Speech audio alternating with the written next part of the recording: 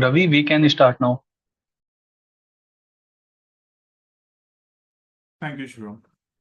Dear friends, I extend a very warm welcome to our 181st webinar on unfolding ESOP valuation and taxation aspects. Before I go forward to give you an introduction, our founder, Shri Pawan Kumar Vijay, he was poised to join and open this webinar as usual, but due to some technical issues, he could not connect. And therefore, as a pro tem arrangement, I am opening it today. There is an important announcement also before I come to the core of our topic and request our esteemed panelists to discourse on today's topic. Importantly, as on date before today's webinar, we have conducted 180 webinars over the last 4.5 years consistently, with over 126,000 participants registered, more than 250 panelists from all walks of life, including judges, members of parliament, IAS, IPS, and IRS officers, regulators from MCA, CCI, IBBI, SEBI, and other formal regulators, industry leaders, corporate professionals, practicing professionals. All of them have joined, imparted their knowledge, and shared their wisdom with us and with all of you through this platform and initiative that has been consistently being driven by us. Coming to today's topic, an employer stock option plan is an offering by a company to its employees, granting them the right to buy the company's share at a predetermined price on future dates. Although the concept started from the West, United States of America, but in last 4 decades, it has become prevalent all across the world. It is not only a fancy tool, but now a need and a necessity to manage the human capital. Granting of ESOPs represents a cost to the company, its holding companies, and subsidiary companies. It became essential to understand the valuation aspects of ESOPs to determine compensation costs to be borne by the companies. Therefore, proper ESOP valuation ensures the correct determination of share value, enhancing the plan's attractiveness and ensuring compliance with regulations. Therefore, this is the need for holding today's webinar on this topical issue, which deals with both valuation as well as taxation aspects of ESOPs. Further, the benefits received by employees under the ESOP are taxable in their hands as prerequisites. Under the salary head, taxation is crucial for financial planning of the employees. Hence, proper understanding of valuation and taxation aspects ensures effective utilization of ESOPs for retaining and motivating talent, while also mitigating legal and financial risks. This webinar aims to decode the complexities of ESOP valuation and taxation, providing participants with actionable insights and practical knowledge to deal with these issues. The objective of the webinar is to understand the methods of ESOP valuation, key factors influencing ESOP valuation, tax implication at the time of exercise, as well as at the time of sale for the employees in terms of valuation as well as tax implication at both these notches. And with this background, I now extend a hearty welcome to our learned speakers for today's webinar. Ms. Mohini Varshaneya, Partner and Head, ESOP and Insider Law Services, Corporate Professionals. She has immense experience in advising corporates and big conglomerates on their ESOP strategies, how to end-to-end deployment, as well as crucial aspects relating to implementation, ideation, implementation, and management of ESOPs. Mr. Sanchit Vijay, I welcome. He's partner and head of deals and valuations, and he has been working on a lot of critical issues arising in the area of valuing the ESOPs as well as the all peripheral issues that arise when a company plans to come up with ESOPs. Then we have Mr. Somil Agrawal, who's a partner at RRA Tax India, a leading practitioner in field of tax. He's lawyer by profession and a qualified chartered accountant.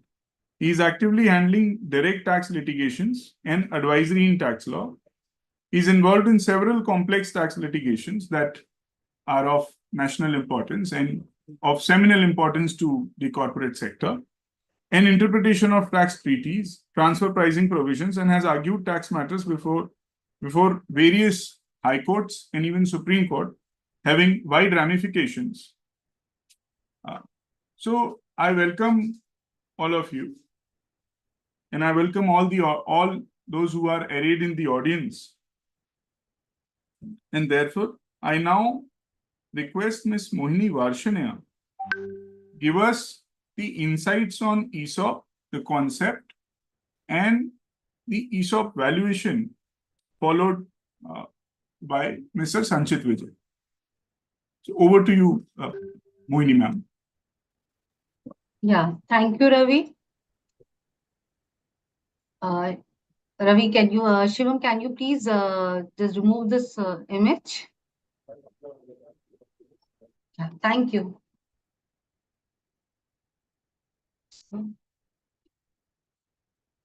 So good evening, everyone. Good afternoon, everyone. So today we are going to discuss a very different topic under the ESOP, but still a very relevant when we discuss and start any ESOP planning in the company. That is the ESOP valuation and taxation.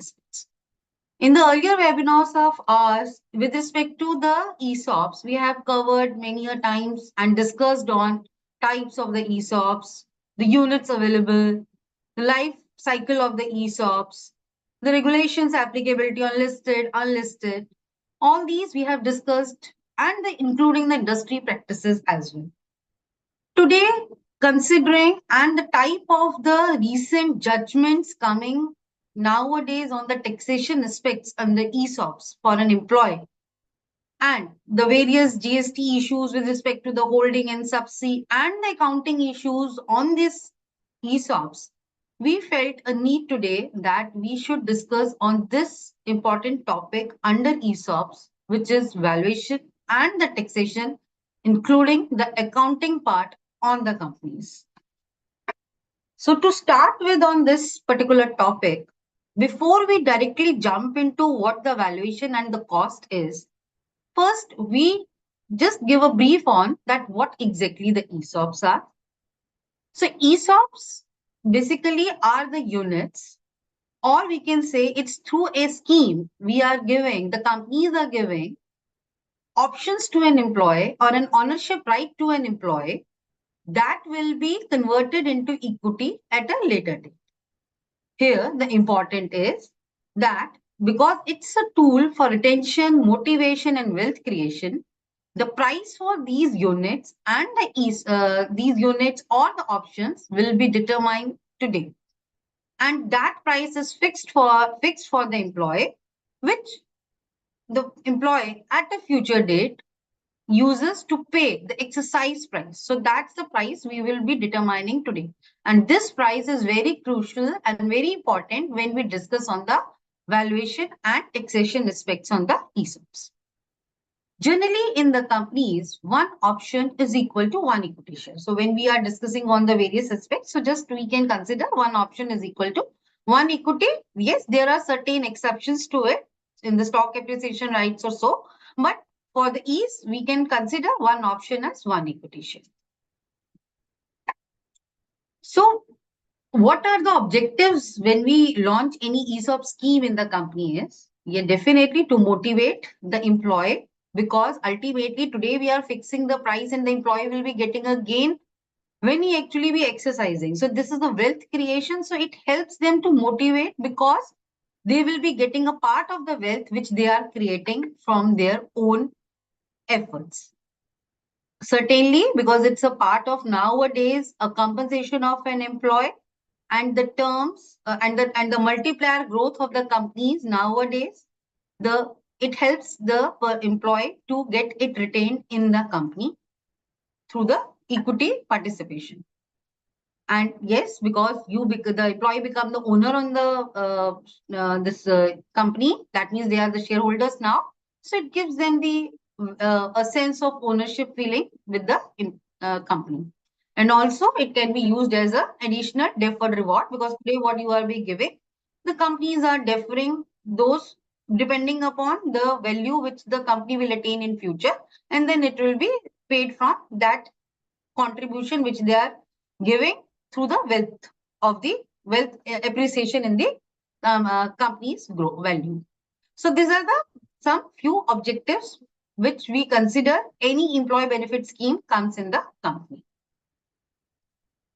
Now, to consider and to discuss on the valuation and the accounting aspects, the very important is to first know that what are the type of the instruments the company can use.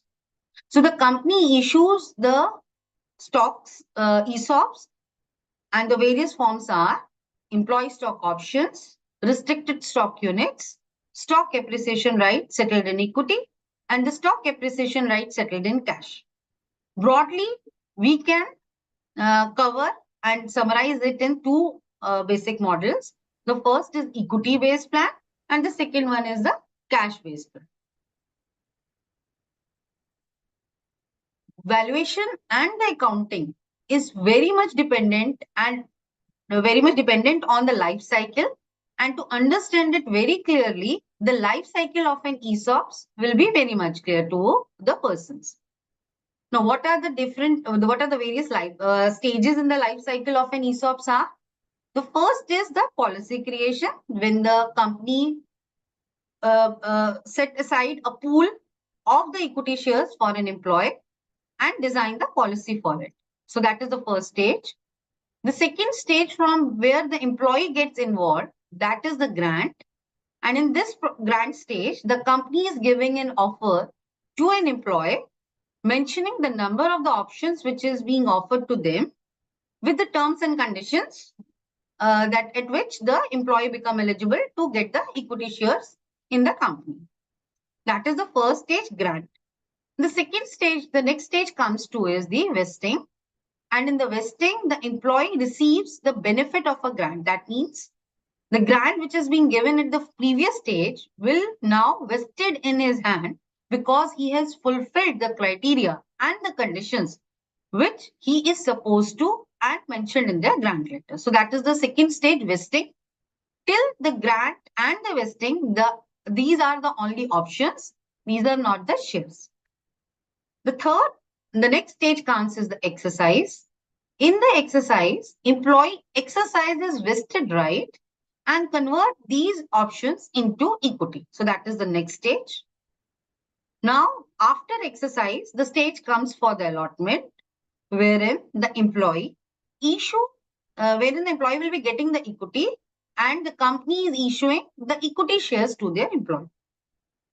Now, once the allotment is being done, the shares get credited in the account of the employee. The actual incentive the employee will be getting is at the time of the sale of the shares. And that is the last life cycle of an ESOP, wherein the employee will sell these shares to the interested buyer, or if it is a listed company at the stock exchange, and actually what he is invested in the company get monetized, and he will be receiving the actual gain at this particular stage. So this is the last sale of the shares. Now, we are very much clear on the instruments. Now we are explained on the stages of the life of the cycle of the ESOPs. Now we start with the today's concept of what is the ESOP valuation. So what is the ESOP valuation? So in the ESOP valuation, it's a process wherein we are determining the fair market value of the shares, which is attached to an option. So in the ESOP valuation, the valuer will determine the value of the shares and as well as the value of the options. As we have covered and discussed on the stages of the grant, stages of the ESOP, sorry. So here the stages comes into picture. Now, why the valuation is required? So the first stage, the first we have discussed on the grant stage. So at the time of the grant, the valuation is required. And why it's being required? First is to determine the value of the share or the company which the employee will be getting if he being given an ESOPs. The second reason of determining the price at the time of the grant is the exercise price. The exercise price is established on the basis of the value determined at that particular time of the grant. The company has a flexibility to decide on the exercise price. Exercise price means the price which the employee is paying to the company whenever he is exercising. So this exercise price will be determined at the time of the grant, and this price is very much be linked to the value which the company arrives at the time of the grant. And the third is the value is required for booking the cost. So as the ESOP is a cost to the company, so what that amount of cost is, for that this valuation is required. Who can conduct this ESOP valuation? So ESOP valuation can be conducted by any person can, any registered valuer can also determine, and even the semi-registered merchant bankers can also determine the ESOP cost at the time of the grant. Now, the stage which we discussed is the exercise of options. Now the valuation is required at this particular stage as well. The vesting in between, which is there in between the grant and the exercise, it's not required, but it's required at the time of the exercise. And why at the time of exercise it is required? It is required to determine the value of the perquisite, which is ultimately be taxable in the hands of an employee. So this is required at the time of the exercise. And who is eligible to have an ESOP valuation at the time of exercise? And that is the semi-registered merchant banker. So any ESOP valuation which we are doing and the cost which we are determining is first we are going to cover in this particular session is first with respect to the company. So in the company, the ESOP is a cost which is determined on the basis of the value which registered valuer or a merchant banker is giving to the company. So the law behind this ESOP cost accounting is the Ind AS 102, which is specifically is being there for the share-based payments to the employees. In this, it says that whatever is the cost, it will be reflected in the P&L of the company. And this law and this Ind AS is applicable on both equity and cash settled transactions. The important is this cost under Ind AS is to be determined at the time of the grant, and this cost is to be booked over the vesting period. Now, as per the Ind AS 102, the cost determination is to be done using option pricing model, which in India, the practice is mostly that the companies are adopting the Black-School methodology to determine this fair value of options for the cost. This Sanchit will be going to cover in detail about these methodology and how the fair market value will be determined at the time of the grant and exercise.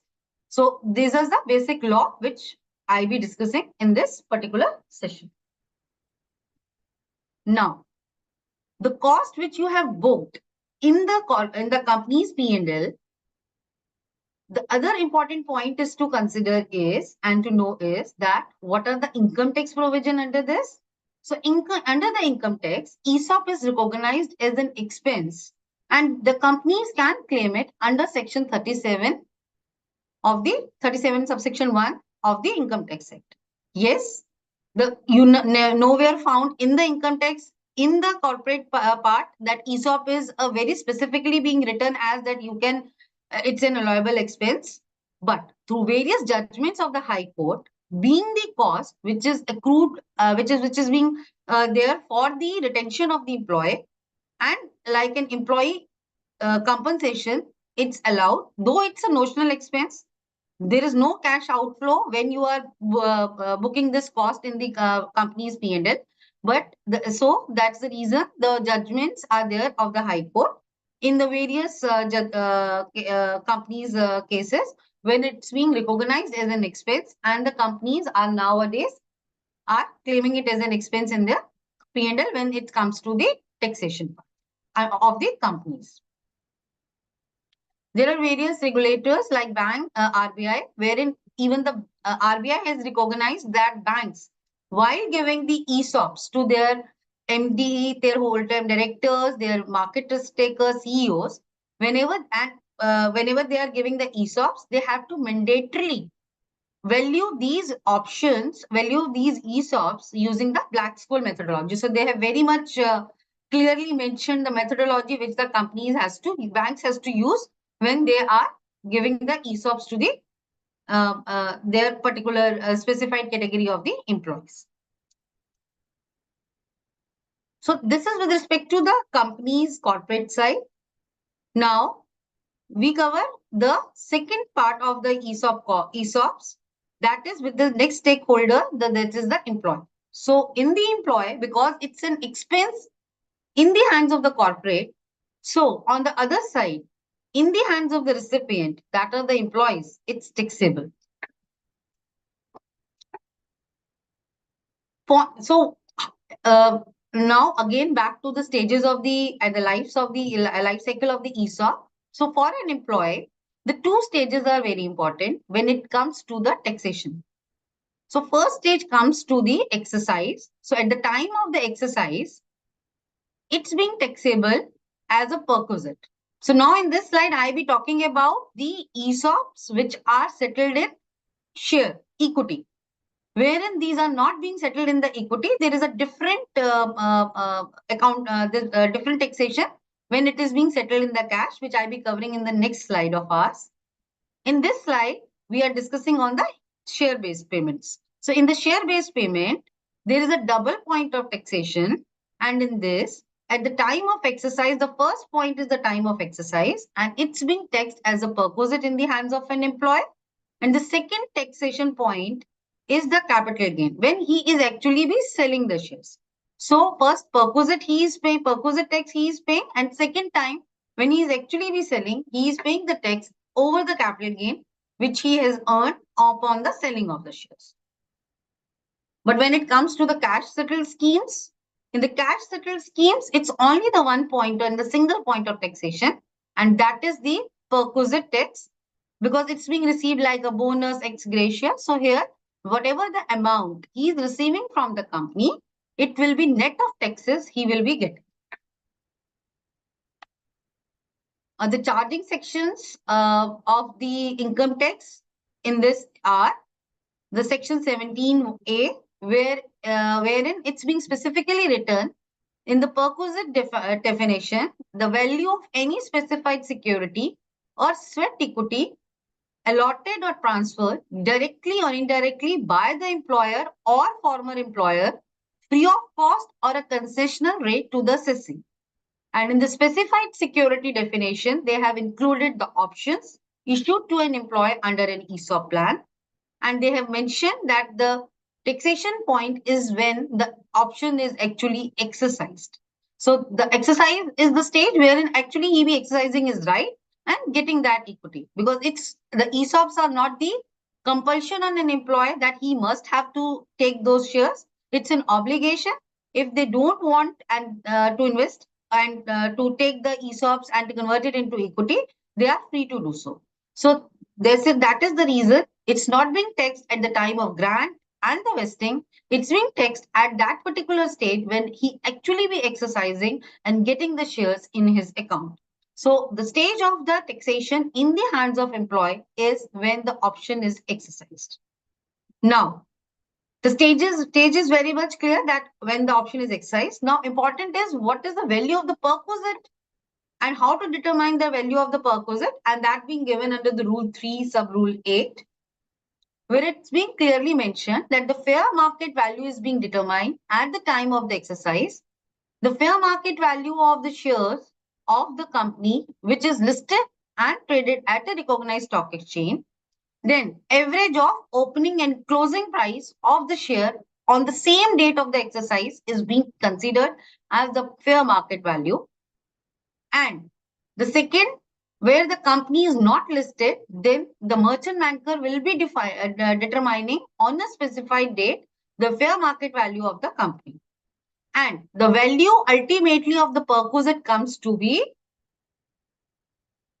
the fair market value for the listed or unlisted, as the case may be, that and minus whatever the exercise price the employee is paying to acquire those shares.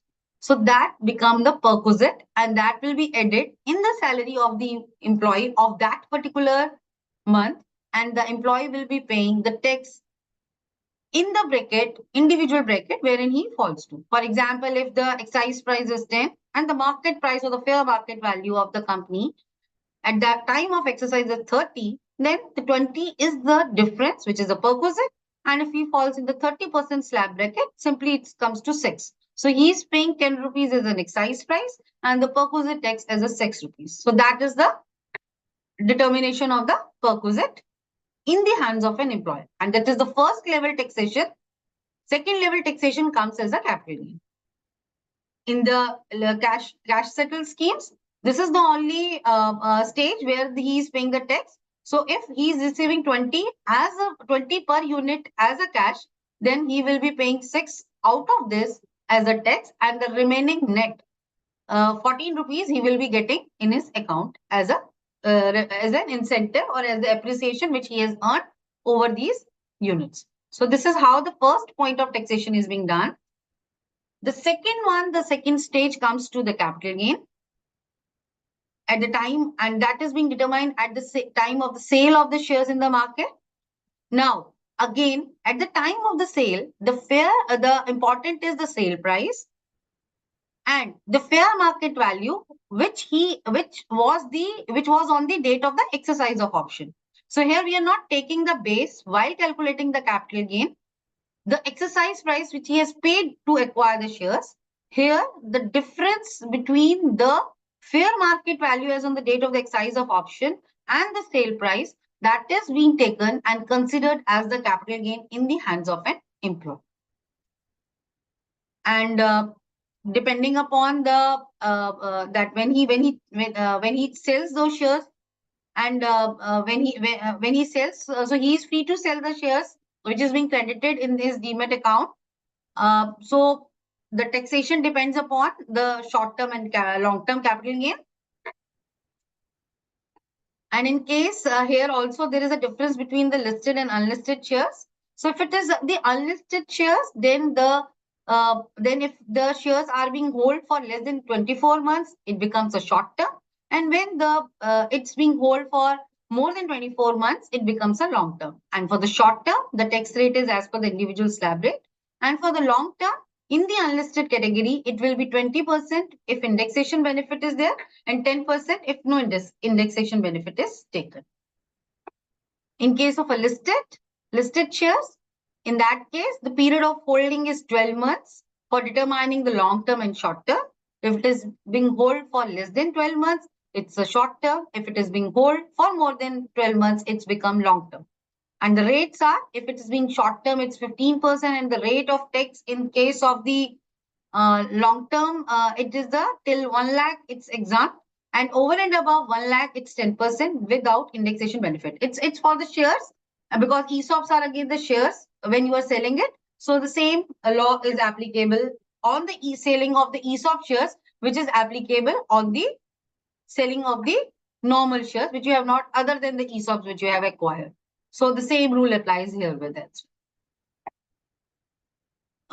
For the startups, there are few tax exemptions in the income tax.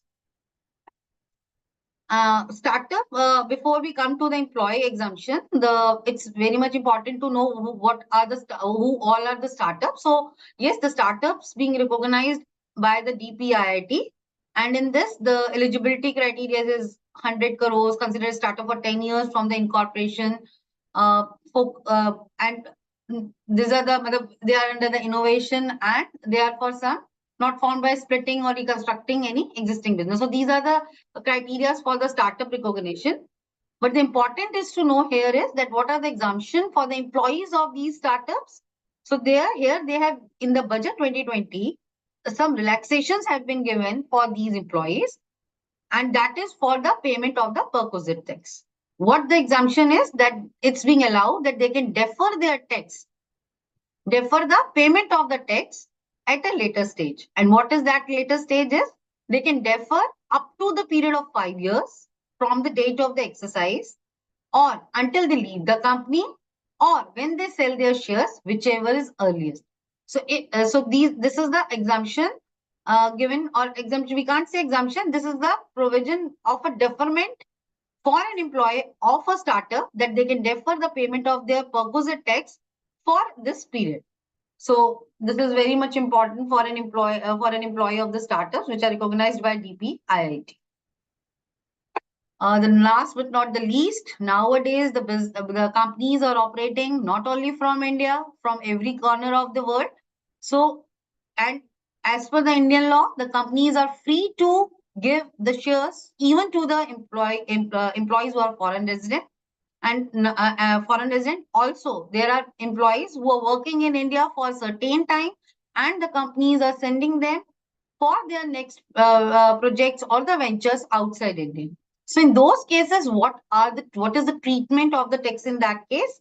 So as per the income tax, first stage, that is the perquisite valuation. Here, if the services, at the time of exercise, the options for which he has rendered the services in India, that will be taxable in India. And for the options which he has received for the period when he has rendered the service outside India, it will not be taxable in India.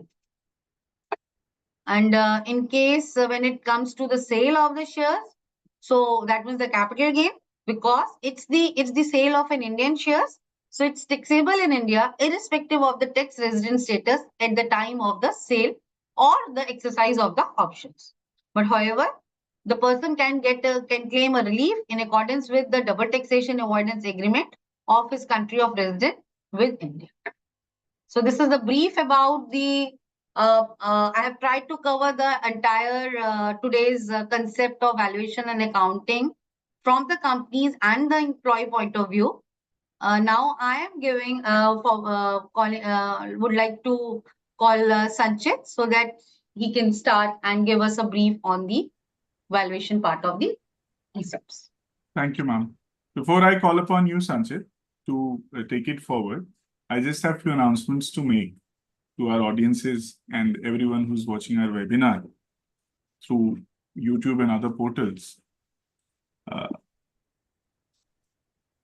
One is about our next webinar, our 182nd webinar, which is going to be on key performance indicators, KPIs disclosure in offer document for IPO. That is going to be held on next Friday, 26th of July, 2024.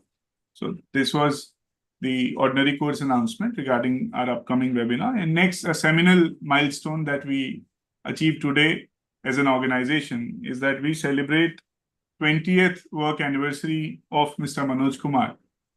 He is partner and head of M&A and transactions.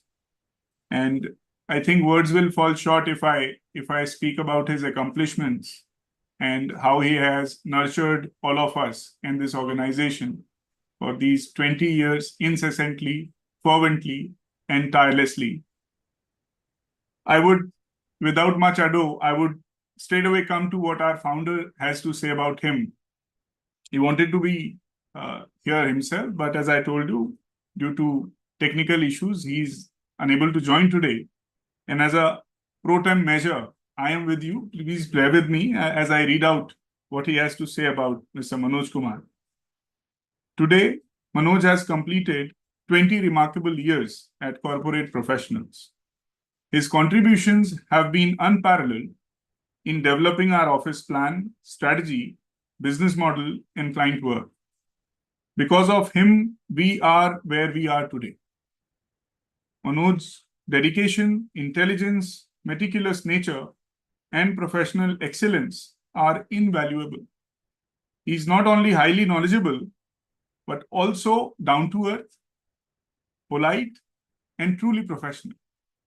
As the founder of Corporate Professionals, he has extended his heartfelt congratulations to Manoj sir, and he has said that your contributions to CP are immense, and without you, CP would not be what it is today. And this is also we all at CP, and I'm sure everybody who has interacted with Manoj sir in his professional journey and in personal walk of his life, they would all be grateful to sir for his contribution to them and making their lives better. You must have seen his name, you must have read his quotes, and this is, I'm addressing to the audience, those in audience and my panelists. You must have read him in newspapers, you must have seen him from speaking from podium of esteemed associations, chamber organizations, and industry associations. But we are truly privileged to work alongside him, meet him day to day, get a chance to interact with him.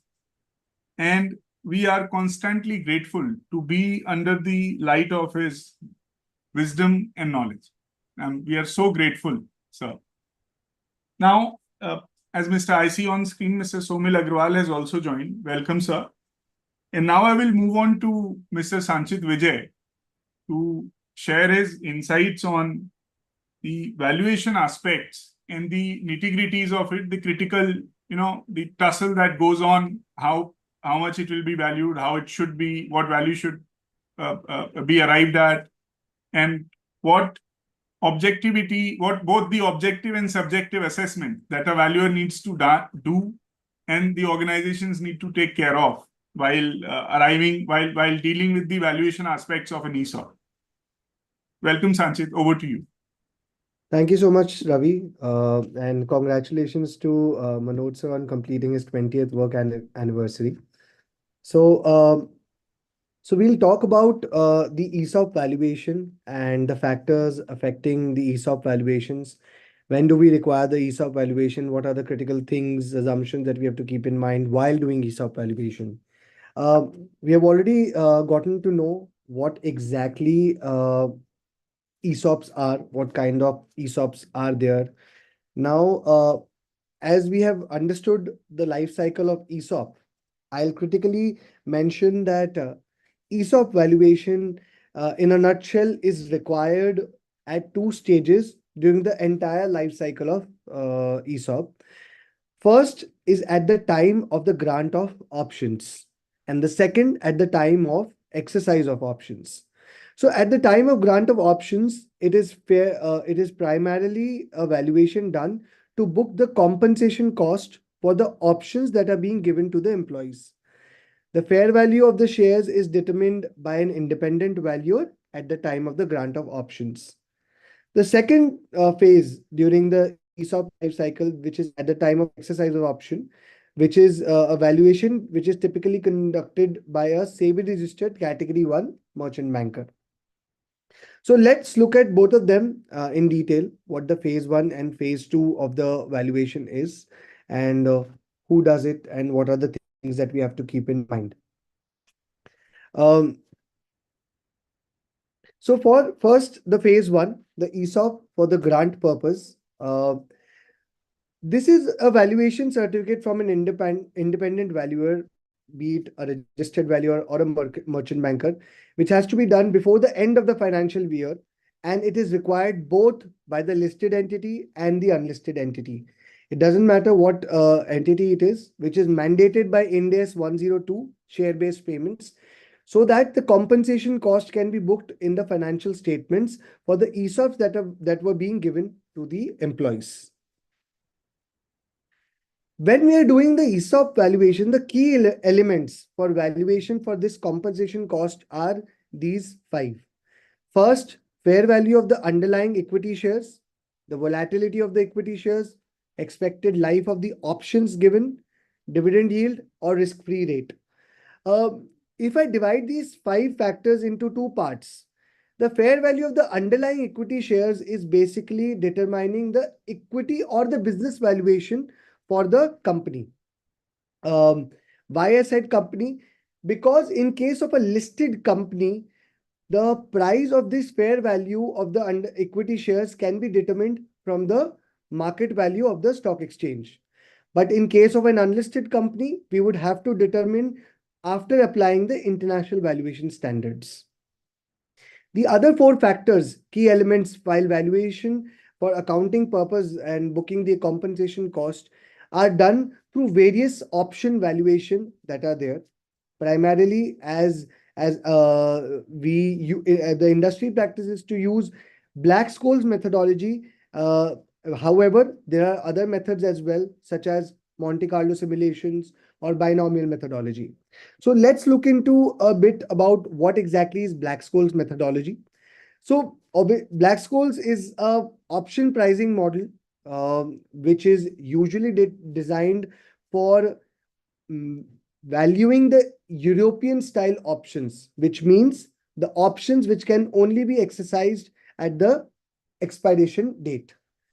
This model of Black-Scholes exhibits a log normal property. Basically, what I mean to say is that the percentage changes in the stock prices are distributed across, and that is what the fundamental is behind the model's calculation.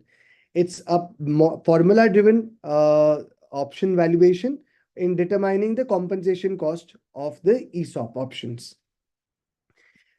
Binomial methodology is, I would rather say, a more comprehensive and a little bit more flexible than Black-Scholes valuation. It is designed for American style option where the exercise can be done at any time up to the expiration date.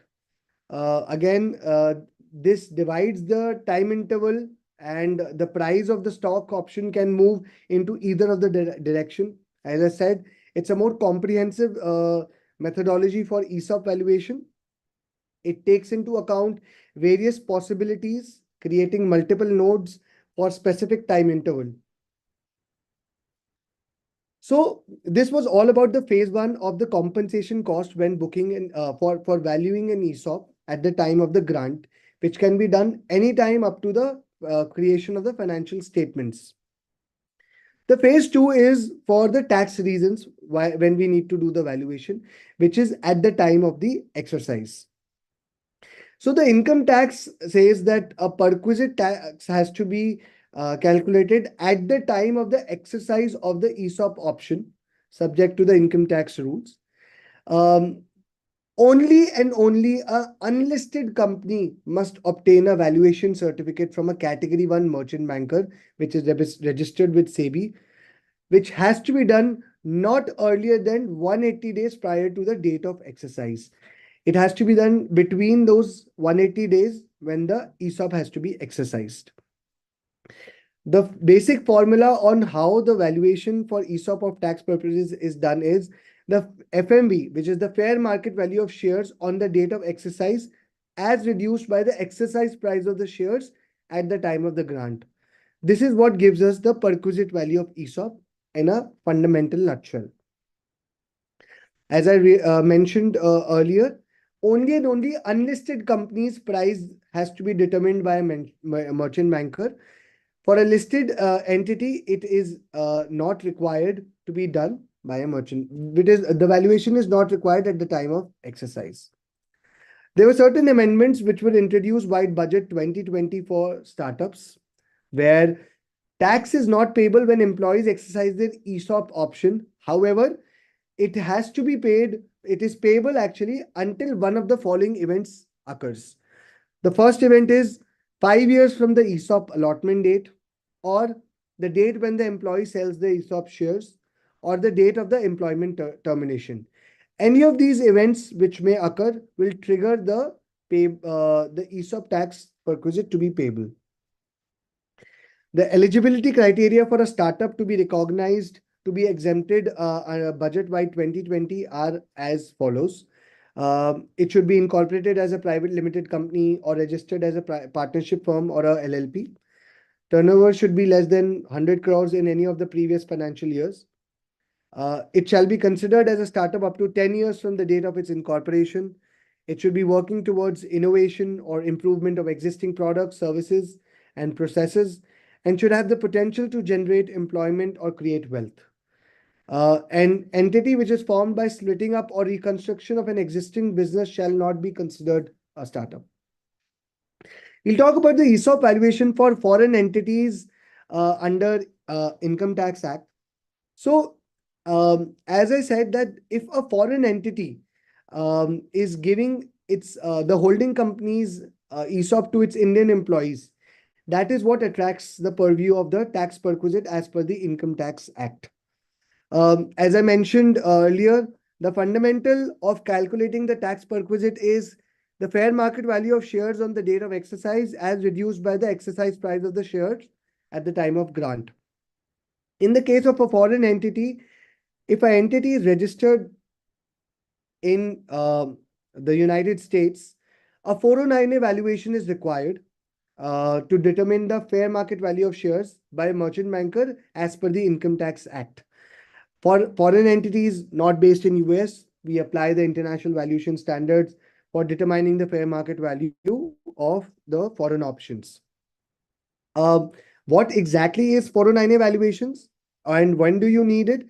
A 409A valuation is basically when a public companies are valued by the price their stock trades or in the market, but private companies which needs a valuation for fair market value, it is mandated for a 409A valuation.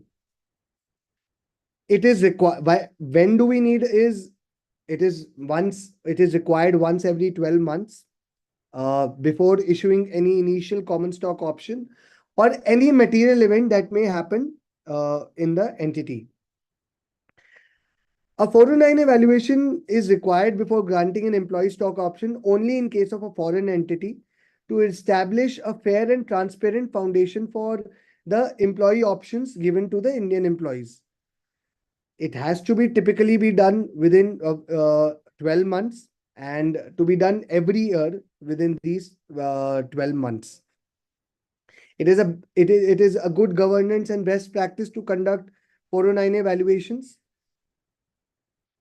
I'll talk about a little bit about what exactly is phantom stock. So phantom stock is a compensation to the employees by awarding shares that mimic the actual stock value. It provides cash or equivalent value upon vesting without granting the ownership of the equity to the employee. However, in ESOP, the employee actually owns and it gets the ownership at the time of redemption. But in phantom, they receive a cash or equivalent value upon the vesting. Again, the phantom stock valuation is to be done at the grant date. The fair value of the phantom stock is again estimated based on the current stock price or any other factors which has to be taken into consideration based on the valuation standards. The fair value of the phantom stock must be updated at each of the reporting date, which is important criteria. It involves revaluing the phantom stock based on the latest market price of the underlying share and adjusting for any assets or liabilities accordingly. So that's all about ESOP valuation for at the time of the grant of option and at the time of exercise.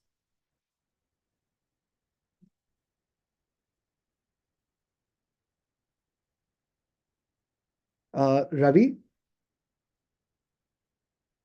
Thank you, Sanchit. Thank you for giving the insights on valuation aspects of ESOP. Now I would request Mr. Somil Agrawal to enlighten us regarding the taxation aspects of ESOP. And as elusive the taxation aspects remain for ESOPs, and I hope and I'm sure that after this session, a lot of the air will become clear and we would certainly benefit. So over to you, Somil bhai. Thank you, Ravi. I hope I'm audible. Yes, you are perfectly audible. Thank you, Ravi. It's been a pleasure listening to Sanchit and Mohini ma'am. Mohini ma'am has already covered the concept and the provisions under which the ESOP taxability is covered, as far as the employee is concerned and the employer's liabilities are concerned. So the brief background: at the time of exercise or allotment, the taxability arises, and at that time, the employer is liable to deduct TDS. And that at the time of exercise, the amount becomes perquisite for the employee, and that is liable to taxation.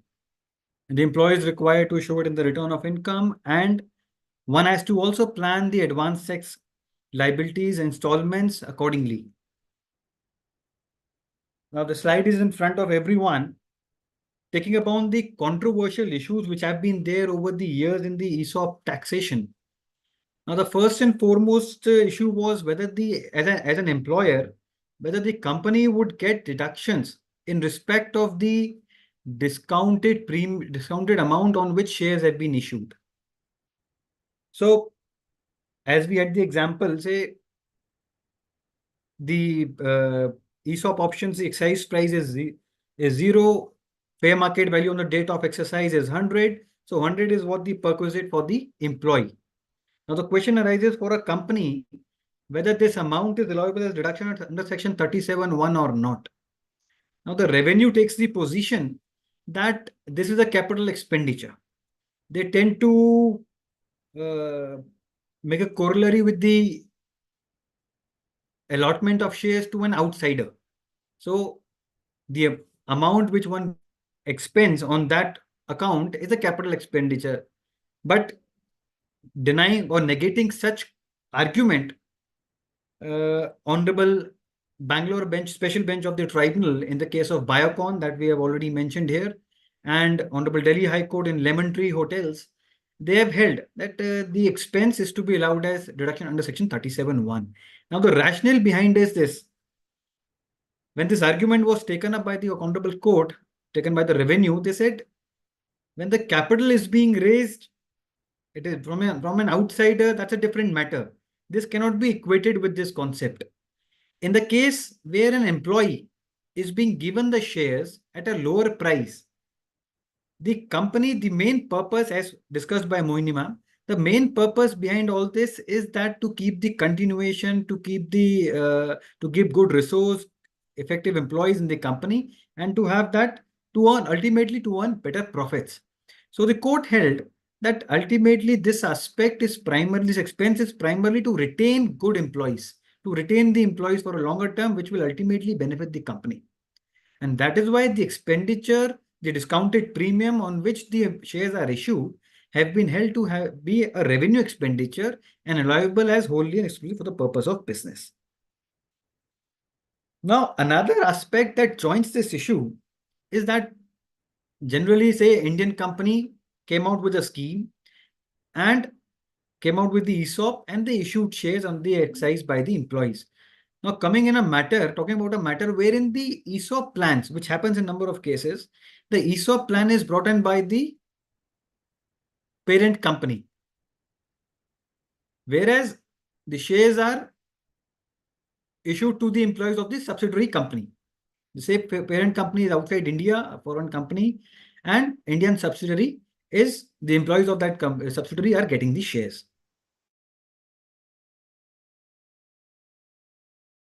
And subsidiary to the parent company. So again, in that matter, controversy arose. The department took a stand that this expenditure, if at all, is expenditure relating to the parent company, doesn't relate to the Indian subsidiary. So again, that was negated by the honorable courts, and they have held that ultimately it is for the benefit of the employees of the subsidiary company. And again, taking about the rationale given by the honorable tribunal in the Biocon judgment, then later confirmed by honorable Delhi High Court in Lemon Tree, and on this very much specific aspect of being shares being or the scheme being taken out by the parent company, whereas shares issued to a subsidiary company's employees. Couple of judgments which come to my mind. One is Accenture Services, ITT Mumbai, and Novo Nordisk, ITT Bangalore, where in the identical set of facts, it was held that the expenditure will be an allowable expenditure. Now, the quantum of deduction which one can talk about now, obviously at the time of vesting, we have couple of years of vesting period. So generally on a straight line basis, the amount is taken as expenditure in the profit and loss account. But ultimately, when will the employee ultimately exercise, or will the employee exercise or not? That's in the employee's hand. So as a company, those subsequent adjustments have to be made in cases where when the employee exercises, what is the finally actually amount of allotment, what is the FMB on that day, and accordingly, the amount has to be adjusted. Similarly, in cases of unvested, unexercised options, the amount actually have to finally be adjusted in the or reversed in the relevant year. Mohini ma'am touched upon the taxability in respect of the employees in two forms. One, perquisite at the time of the exercise, and second, be capital gain when the employees sell the shares. So already that's been discussed in detail, so I won't touch upon that. But yes, he mentioned one regarding the deferment of taxes. So for that, section 192, subsection 1C was introduced in respect of the startup enterprises, the eligible startups which have been defined under section 80 IAC of the Income Tax Act, which provides for incentives or deductions for the startup enterprises. Now over there, eligible business which are covered in these startups regarding innovations and new technologies, and in what format and what certification they are required, all those conditions are mentioned in section 80 IAC. Now those eligible startups when are required upon to deduct taxes, so section 192 1C has been provided wherein it defers the taxation to a later point of time. Now that deferment has three different timelines. Whichever occurs earliest, the tax would be levied. One is up to a period of 5 years from the year in which the excise is done. Other, if the employee leaves the entity. And third, if the employee sells the shares. Whichever instance, whichever event occurs at the earliest, that would be the point of taxation. And the rate of taxes would be the tax rates which were applicable in the financial year in which the shares were allotted. Now, coming to the much debated issue recently, a judgment given by Honorable Delhi High Court in the case of Flipkart, in respect of the Flipkart's employee option scheme, the judgment preferred by an individual, Sanjay Beveja. Now, a little background of that matter is Flipkart had brought a ESOP scheme. The employees were given the right to exercise shares, and get the shares. Now, in this case, this person, admittedly, as per the facts mentioned in the judgment, did not exercise the option, and the options, they were still vested and they were pending. Now, during this period, Flipkart disinvested a particular portion of their business, that is PhonePe business.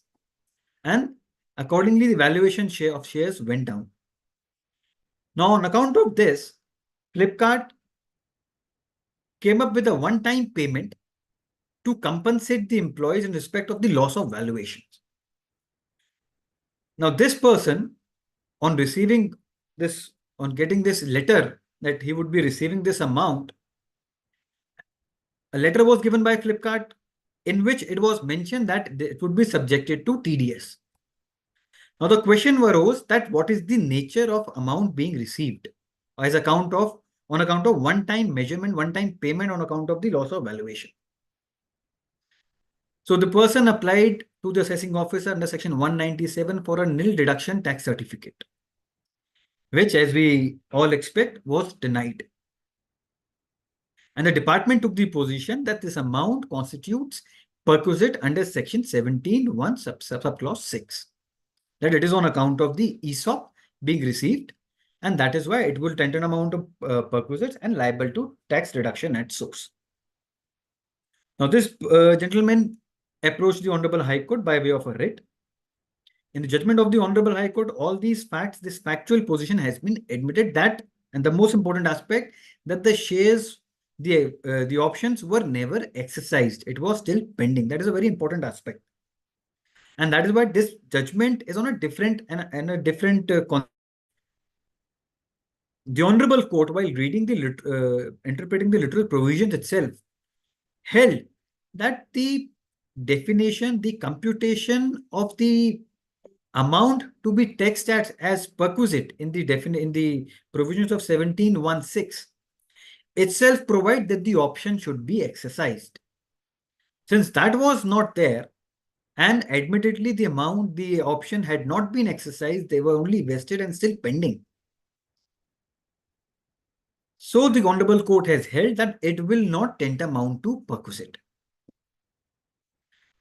So the important distinction that has been brought out in the judgment, in this judgment, which was in the news in respect of the Flipkart employee stock option scheme, was that since the options were not exercised, they do not fall within the literal computation of the perquisites, which is given in section 17, which provides that amount would be taxable, which is fair market value on the date of allotment or receiving minus the amount paid by the employee. Since the shares were not exercised, the computation itself does not arise, and it does not constitute perquisites. A couple of days ago, I received a call from a colleague, and since we are approaching the end of July and people are filing their returns, so I got a call before I could examine the judgment, and one had a view that Honorable High Court had said that the amount becomes capital receipt. So a caution is what I want to point out here. My reading of the judgment shows, and one may again read the judgment, that the Honorable High Court have restricted themselves in saying that the amount does not constitute perquisites. And then the matter was sent back to the department to again examine the application. In my humble submission, I would say that the High Court have nowhere inclined or held that the amount becomes capital receipt.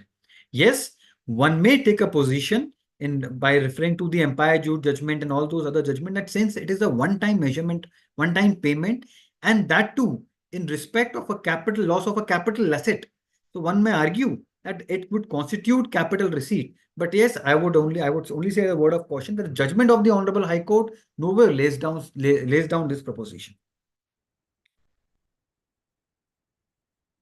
As far as the foreign employees are concerned, who may exercise these options, ma'am already mentioned the DTAs have to be taken into account. And again, if the employees have rendered service outside India, then the amount may not be taxable. If they have rendered service in India, then it is taxable. As far as shares are concerned, if the shares are in respect of an Indian entity, even if the employee is outside India or within India, the capital gain would be taxable. So, Ravi, as far as the controversial issues, the ESOPs were concerned, this is all what I wanted to share, and over to you. Thank you so much for the patient hearing. Thank you so much. That was really great insight. Now we will move to the Q&A session, the hallmark of our webinars. And I have one query for you, Somil sir. Somebody has asked, if there is a withholding tax in Form 16 of a resident who has been allotted shares of a foreign company in UK, can the assessee take tax credit while filing the return for assessment year 2024-25? Yes. The double tax agreement itself allows foreign tax credit. But one must make sure that while filing the returns, the relevant forms, I believe Form 67 for claiming the foreign tax credit, that must be duly filled. Okay. Because Ravi, I'll just share one more insight. Yes. Number of matters we have seen. Yes, these options are exercised, the claims are taken, but number of times we have seen these procedural forms are missed out. And right in the income tax department, the CPC, which is in Bangalore, now automated systems are there. The verify the return information with the required forms which should be filled, and if these are not filled, then the credit is denied. And 143(1) adjustments are made and demands are raised in automated processing. Then you have to go through all that process of appeals and all. So you're saying that even if the substantive compliance is made and the procedural formalities are not done, this may come to bite back. So yes, and it may, and definitely the department most likely would issue an order of adjustment under section 143(1), where demand would be raised. And as you just mentioned, that despite substantive process has been complied with, procedural may create problem. Ultimately, in appeals, we have had judgments and we have argued matters where ultimately courts have held that, okay, it is a procedural matter. If he has filed during proceedings, it's still compliance and you can get the benefit of it. But I may not be understood in any manner to have any laxity in filing the process right away while filing the return. But yes, as a litigating lawyer, we have recourse still available. That was so helpful. So this may be taken note of, that apart from substantively complying with the regime, being immaculate in following up with the procedural requirements is what is required by tax authorities, and one should not be lax in complying those procedural requirements. Next question is for Mohini ma'am. What are the responsibilities of employer and employees with regard to the grant of ESOPs and accepting the ESOPs? So at the time of the grant, so the responsibility of a company is that when he is giving the grant, the company should be very much clear what the terms he wants to put before the employee to get the participation in that equity. And the important one, based upon the today's concept we are discussing, is remember to book the cost. The companies are of the opinion that if I am issuing the ESOPs at the today's price only, I am not giving any discount, I need not to book anything in my books. So it's a nil impact on my P&L. Okay. So it's wrong. Nowadays, most of the companies are under the Ind AS regime, so they have to book the book cost as per the Black-Scholes model. And in that, the options are being valued, and that is the cost which they need to. The companies should always keep that thing in mind. And the employees, so at the time of the grant, there is no tax. He has to only fulfill the obligations. At the time of the exercise, he pay the amount, pay the taxes, and get the appreciation. And at the time of sale, again, pay the tax and do the things. Okay. Now, Sanchit, one query for you. When is the valuation for accounting required for ESOP during the vesting period, in addition to the initial grant date time valuation? So in certain circumstances of ESOP, when the performance criteria include factors such as exercise price, variation based on performance, etc., it may be necessary to change the valuation of options at each period end to account for the option cost based on the updated value estimation. However, in the case of SAR, such appraisal would also be required. So whenever such updations are required, it would be the valuation has to be updated. Okay. Coming back to you, Somil sir, whether an employee has to pay any tax at the time of grant or vesting of options? No, as we mentioned that the taxability arises only at the time of when you exercise the option. Okay. Only when then it becomes a perquisite at that time. Well, but then another follow-up sort of a question, and it may branch out to some other aspect also. Yes. Whether there is any difference between the tax treatment for employees at the time of exercising of ESOPs in case of unlisted and listed companies? As far as in a capacity of an employee is concerned, there is no difference. Okay. Because for you, it's listed or unlisted shares is what you are receiving. It would be taxed at perquisites. Okay. At the time of exercise. Okay. Yeah. So, Mohini ma'am, now it's next one for you. If a company has created an ESOP trust, should the ESOP cost be booked in the books of the settler or the trust? ESOPs are being given by the company, and the services are enjoyed by the company, that is the settler. Okay. So the cost is to be booked in the books of the settler, that is the company, not the trust. So that means that if someone is following this practice of booking the cost in the books of the trust, that's a wrong practice. Correct would be to book in the books of the settler, the company concerned, which is issuing the shares. Correct. Another one, as a follow-up question, again relating to the trust route. Under the trust route, is there any taxation arising on the trust at the time of transfer of shares to the employees? I think it's although it's a tax question, but you may choose to pick it up. I just give the answer and Somil can add on that. So Yes. trust is an individual entity. It's like an individual person, and whatever the gain the trust is gaining over selling the shares or transferring the shares to an employee upon exercise, it will be taxed as a capital gain for for the trust in the hands of the trust. Somil can add on this.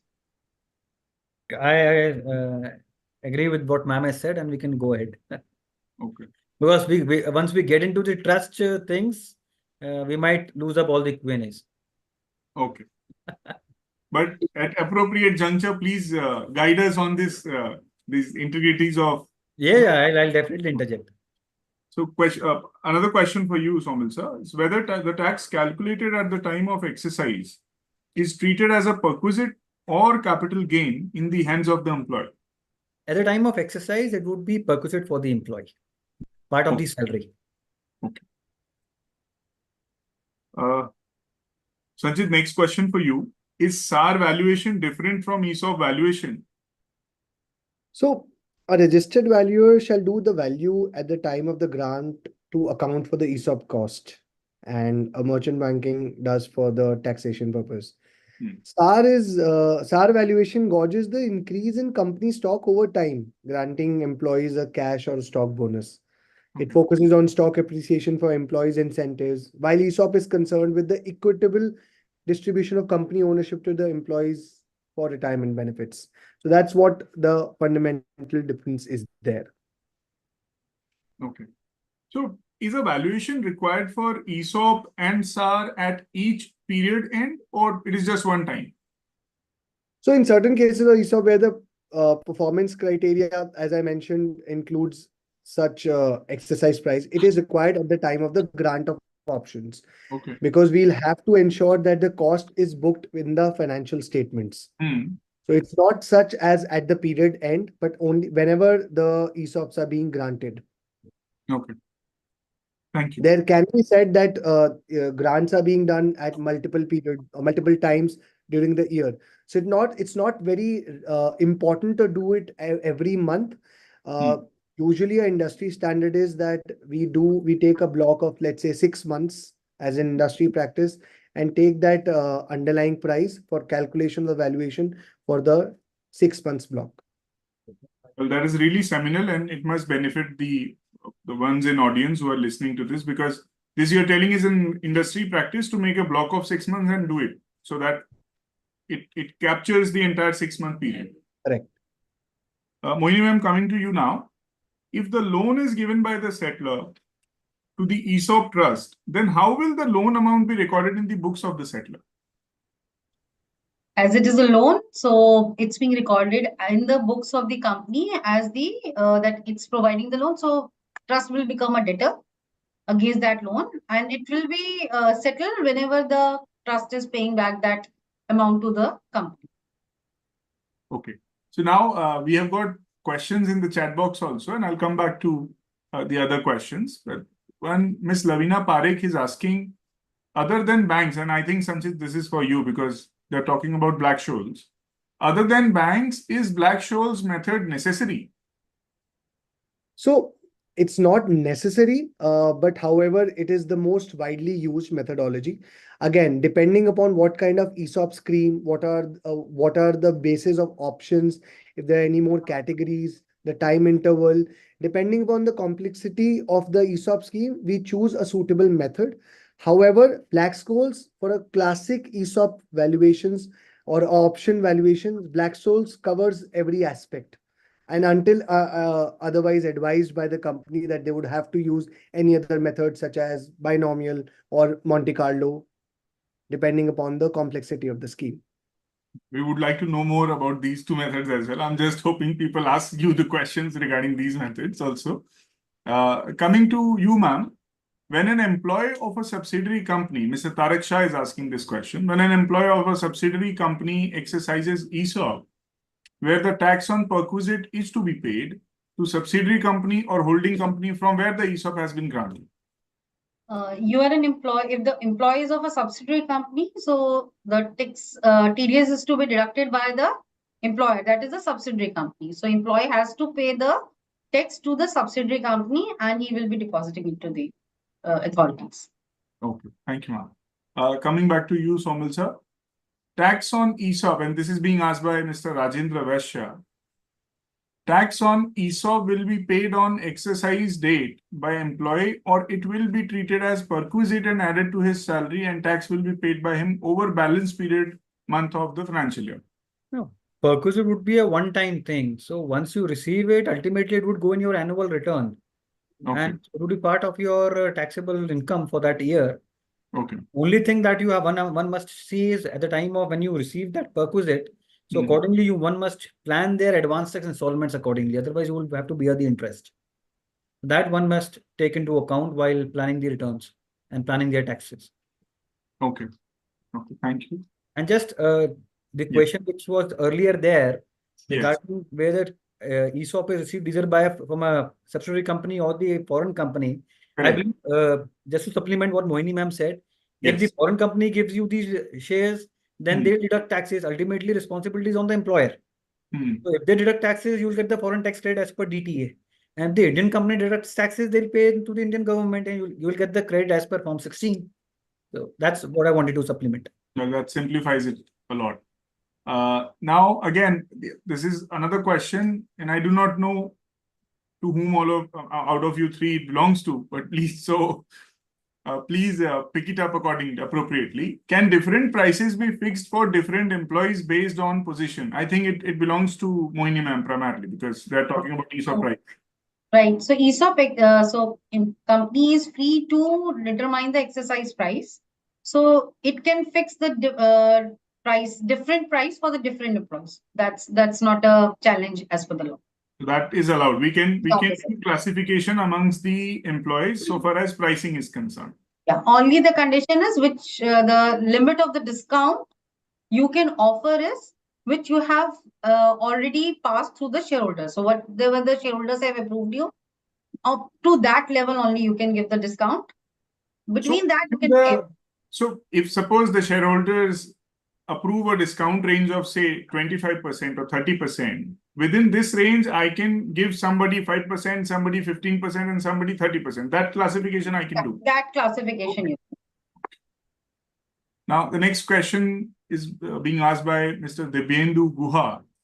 The date of exercise means date of application filed by employee, or payment is made, or date of credit in share account. So he's taking three parameters. One, which is the exercise date. One, when the application was filed by the employee. Second, when the payment was made. Or the third, when the shares got created in his account. Which date is to be considered for the tax calculation? I think this pertains to Somil sir.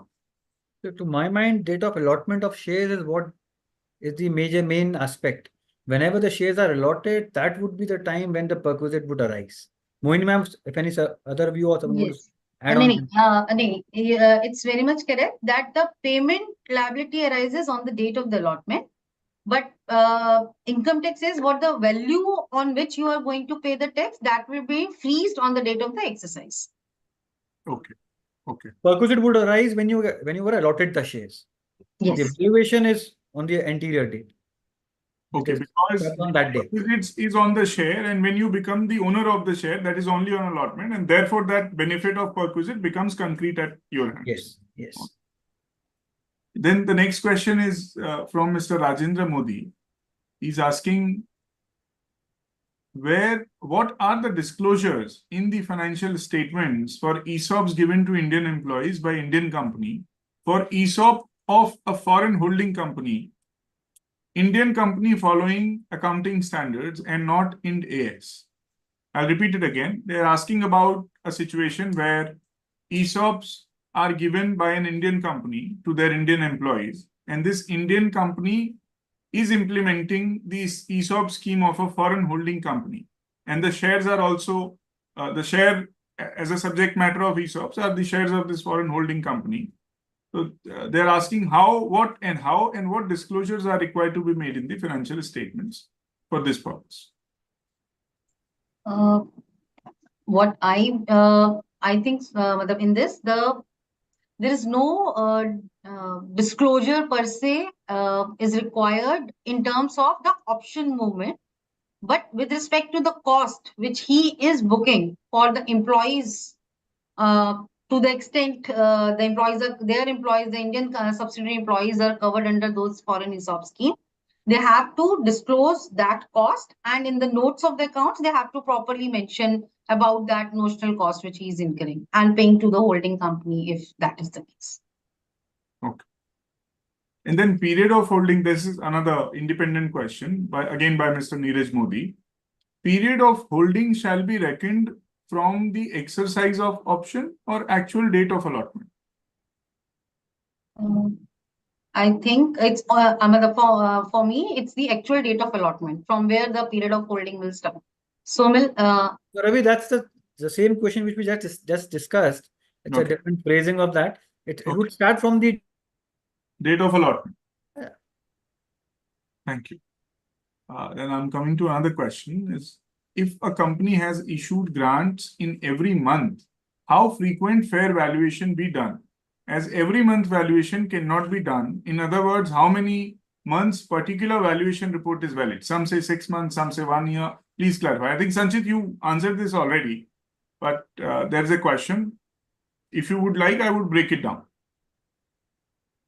So, Ravi, I've understood. I think I just answered that. Yes. So, whenever we are doing the valuation for ESOP purposes at the time of grant, there are primarily two things that we have to take into consideration. First is the underlying price, and then the rest of the other key factors. Yes. Underlying price is what actually governs this, where it is an industry practice to take into account 6 months as a normal period where we can utilize that in using the underlying price for estimating the option valuation. Now, there may be cases that the model can be prepared for almost all the months by taking 6 months as a block. However, if there are any material changes in the company, then the valuation has to be done probably even more frequent than 6 months. But we can always take 6 months as a block to do the ESOP valuations for all the grants being issued in those 6 months. I think, Sanchit, one more thing to add, that for the listed company, every grant is a new grant. And at that time, for the Black-Scholes and Indies, every time, whenever, even if you are granting every month you need to have that valuation done for booking of the cost. Okay. Okay, so it is dynamic. There is no straight jacket formula for valuation. It depends on all the dynamic developments that occur within a company. Okay. Now the next question is by Mr. Amog Singh. The last one which you just answered, Sanchit, was asked by Mr. Venkatesh Avaru. The next one I'm going to ask is by Mr. Amog Singh. He's asking how exercise price is calculated. Like we know, we calculate the FMV in phase 1 by Monte Carlo or other methods, but how will we find the exercise price to calculate the net price for taxation? This is again for you, Sanchit. Please also shed some light on this Monte Carlo method. This is really gaining my attention. Yeah, over to you, Sanchit. So Monte Carlo simulation is basically allowing for unlimited possibilities of how the options can, what options can be taken into consideration for the price movement, whether up or down.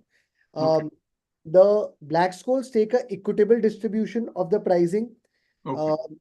The binomial takes a two-way distribution, whereas an up or a down, whereas Monte Carlo simulation takes into account unlimited movements in the pricing of the options. So that is it. It happens whenever the ESOP scheme takes into account various factors that a company undergoes while doing the valuation. So that accounts for all the unlimited possibilities while giving the ESOPs as an options.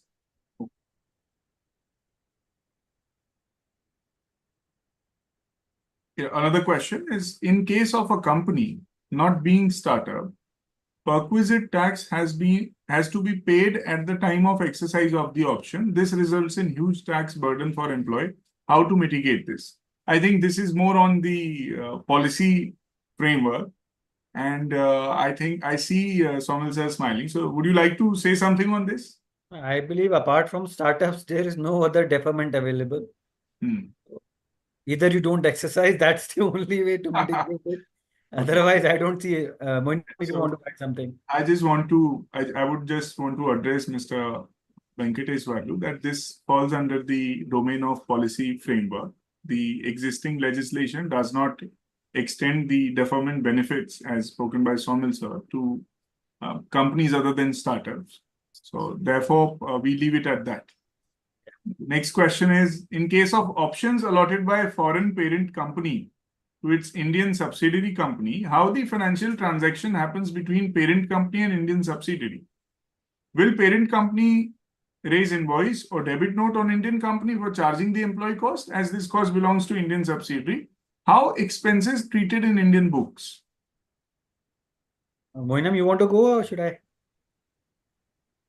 So, Ravi, as I was addressing in my deliberation, so this matter also came up that for foreign parent company comes up with the scheme and are issued to the employees of the Indian subsidiaries. Yes. So department took the position that this expenditure pertains to the foreign entity. However, the courts have held that ultimately it is the expenditure of the Indian subsidiary, and this expenditure was claimed by those subsidiary on account of the reimbursement of the employee cost. That difference between the discounted price and the fair market value was reimbursed by the Indian subsidiary to the foreign entity. So that reimbursement amount was claimed by the Indian entity.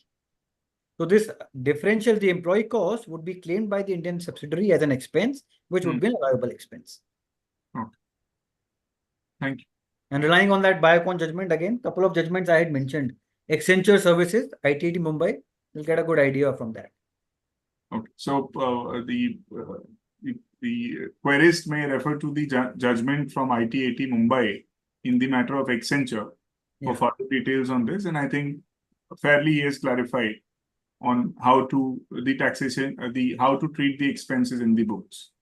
Now the next question is, what is the point of, and this is little ambiguous question, but because since you guys are there, I would just still put it across. What is the point of taxation for companies other than startups? It does not give context, but let's assume it is regarding the ESOP only. So as far as the employer is concerned, employer is only required to deduct TDS. The taxability, at the time of exercise, is on the employee for whom it becomes perquisite. So the employer only has to deduct TDS. As far as startups are concerned, there's a deferment. That depends on the conditions of section 192 1C, wherein the point of taxation is deferred and which arises only on the occurrence of one of the three events, whichever occurs at the earliest. One, either 5 years period has passed, then within 14 days, one has to deduct TDS and pay to the government. Okay. Second, either the employee leaves the entity. Third, the employee sells the shares. Whichever event occurs first, the point of taxation would arise in the case of a startup.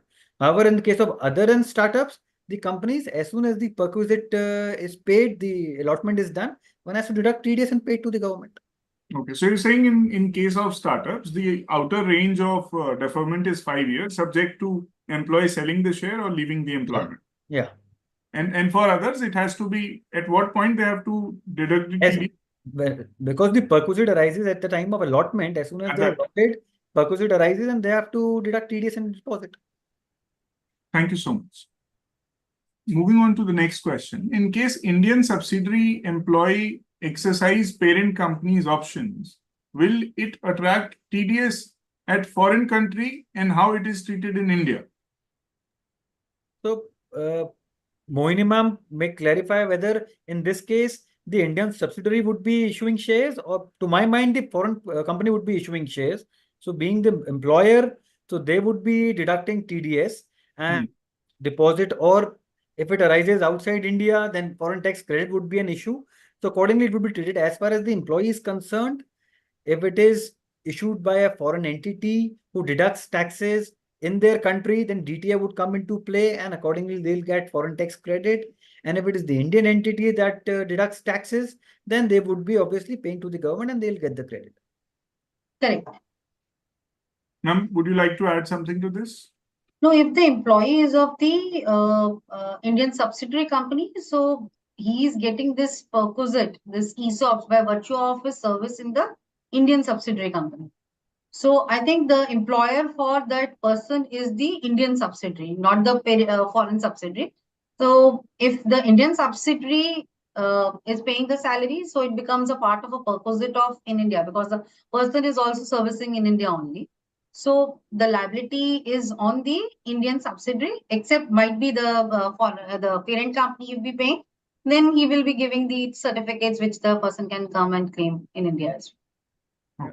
Because the Indian entity would be ultimately reimbursing the cost to the parent company. Okay. And on that occasion, I believe they would deduct TDS and accordingly they'll make the payments to the government. Okay. Thank you. The next question is again amorphous. It does not lay down the context. It is not pointed. It seeks you to explain the taxability of ESOP vis-a-vis phantom stocks. I think it will be better served by holding a separate masterclass for this particular session. But if you would like to sum up, outline. Mohini ma'am, go ahead, please. Yes. Yeah. So in the ESOP, it's the 2 point of taxation because equity is actually arising. So when so in that exercise perquisite, and when he sells out that equity, then it will be capital gain. But in the phantom stock, ultimately the person is getting only the cash, and that is only one time. When he exercising, that means the company is giving them as a kind of a bonus. So it is a bonus at the time of the redemption or at the time of exercise. The company will deduct the tax and pay the net of that amount to the employee. So there is no 2 point of taxation. Somil, if you want to add something in this, it's like a bonus the employee is receiving from the company. Ma'am has sufficiently answered. I don't have much to add on it. So another other question is, when options remained non-exercised or when they get lapsed, then how or what accounting shall be made? How to tackle a situation where the options, they get lapsed because employee has not exercised it or due to so many factors. And this is a real situation that we also see as consultants day in, day out. How to treat in accounting the lapsed options? In a sense, this is what the question seeks to ask. Right. So here, because when the employee is in the service or during the vesting period, you are booking that as in your P&L. But when it gets lapsed, because actually the person has not taken the benefit of that ESOP, so it will be reversed back to the P&L in that case when it gets lapsed from the hands of an employee. Okay. Next question is, when a resident has been allotted ESOP by a foreign employer and the employer withheld shares to pay the taxes and credit, only the leftover shares, do we need to disclose the entire shares or the shares that are credited to the employee's account? That it is not a sale of shares as shares are directly withheld. So the question looks incomplete, does not provide the context. We can skip it also. What I can understand is probably the tax has been deducted in form of shares. Correct. So to my mind, you have to disclose the whole amount or whole, complete number of shares, entire shares, which you as tax withheld, and take the credit of that amount. It's just instead of paying in through bank, they have paid through the shares value. But as you rightly said, Ravi, the question seems a little incomplete. So on that basis, I've answered. I request the queries to complete the question. We may separately send it over email, and we'll deal with this. Moinam, does it really happen whether tax withholding is done in form of in kind? Yes, this is peculiar. In India, I have not seen that practice. Might be in the foreign, they might be doing this, following this practice, withholding the shares. It's But in quite India, I have innovation not to seen. complicate things. Their taxes are huge rather than in India. Yeah, go ahead. Next question to you. Does the ESOP form part of CTC of the employee salary?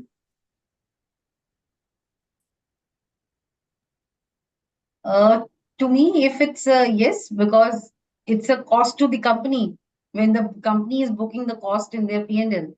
Yes. And so it's a CTC of an employee. And nowadays, many of the companies have started paying the variable pay in the form of an equity. Okay. Even in few of the regulators like the RBI has mandated for the banks that they have to pay the salary of their whole-time director, the variable pay of the whole-time director mandatorily in the form of the equity, a certain percentage of it. So it's a then in that case it's a part of a CTC. We can't ignore that it's not a part of a CTC in that case. Thank you. So you say the name itself suggests, because you're booking cost to the company, the name itself suggests that it is a part of CTC.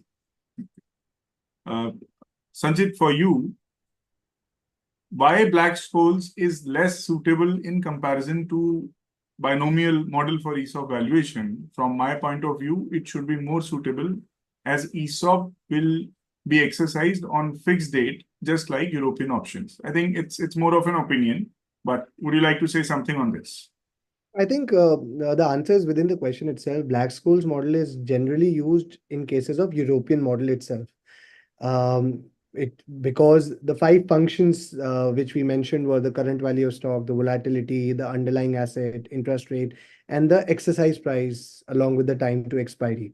And whenever there is a European call option which has a fixed expiry and exercise can be done at the expiry, Black-Scholes is always used. Whereas in the binomial, it is more flexible, where the value of the underlying share can move in either of the direction, and various nodes are created, and at every node the value of the share and option is calculated, and we don't know leading up to the expiry when will that exercise will happen. It is used in the American call option. So very clear that in European, Black-Scholes is always preferred, but in American call option, binomial is more suitable and more easier than Black-Scholes. Okay, thank you. Next is it compulsory to show foreign dividend in ITR, even if we are not availing tax relief that is withheld in US? So if one is an Indian resident, the global income is taxable. So in any case, you have to disclose your foreign dividend as well.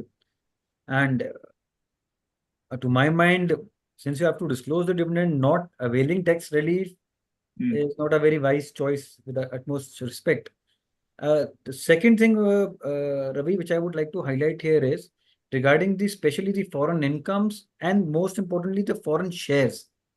One must make it a point of disclosing them in the returns because foreign assets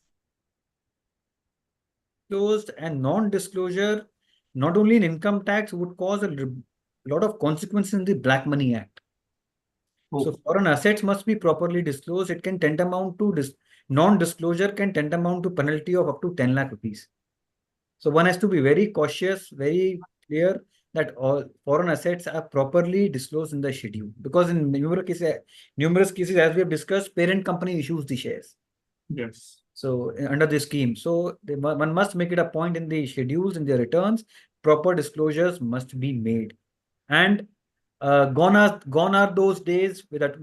Although I'll definitely say this, gone are those days when we think about whether we should disclose or not, because there is too much data mining at the end of the department. There is enough and ample data sharing, information exchange among the sovereigns.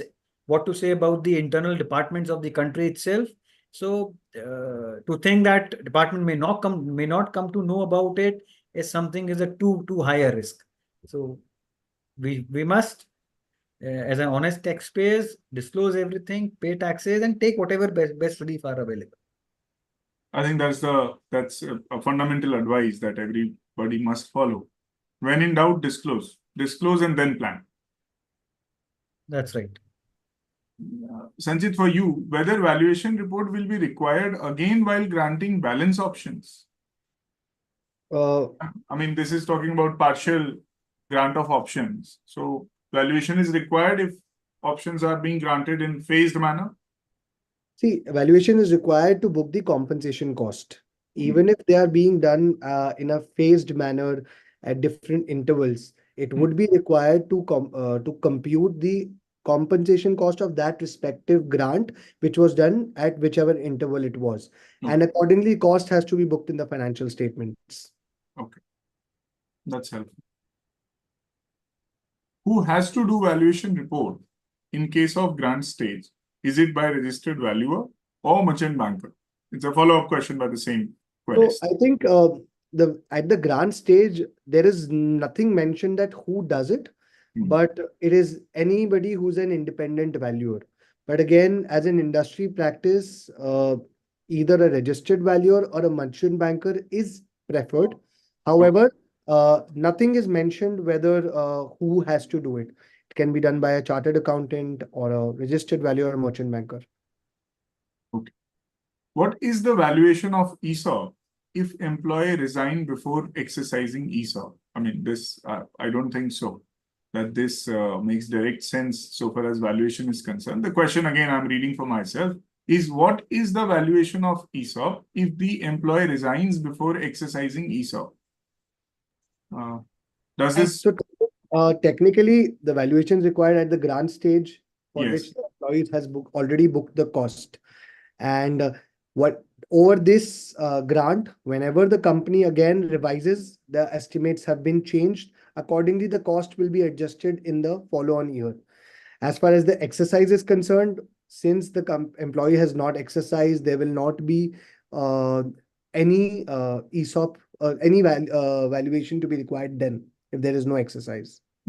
I think if I take in this manner as well as this question, that if the employee exercises after resigning as well, so like the person when he is in employment, he is liable to pay the tax and the perquisite. Similarly, the person after resigning, if he is exercising, it's from the former employer. So it will be taxed as a perquisite, and the same valuation which the company is using for the existing employee, same valuation will be used for the employee even after the resignation. There is no difference in the valuation for two categories of the employees. Okay. Somebody has asked, how is the volatility to be determined for an unlisted company oblique stock under the BS model? I think that is Sanjit for you. So volatility is a statistical measure of the spread of a security over the market index return. The more volatility, the riskier the security. So volatility is sometimes expressed as a standard deviation or a variance between the return of an investment or a market index. It can be calculated from the market price of the share over time by computing the variation from the mean and calculating the standard deviation using conventional equations or Excel formulas. The standard deviation results can be analyzed by multiplying it by the square root of the number of trading days that it has done in a year. And there are numerous additional techniques of computing volatility on individual basis. But this is what the formula actually says and how it has to be done. If options are vested equally over a period of 4 years, then when valuation is required? If options, so that means at the time of grant, right? So if at the time of grant, the options are vested, the company has to get the valuation for the grant purposes during that respective year and accordingly adjust the cost in the following years. Okay. So it is again, it doesn't matter when they are vested, whether they are vested equally over the 4-year period. It is only at the time of grant when they require the valuation. Okay. Somil sir, for you, at what stage withholding of tax is made by employer? I think you have answered it, just rephrase of the question. Allotment. At the time of allotment, whenever the perquisite arises.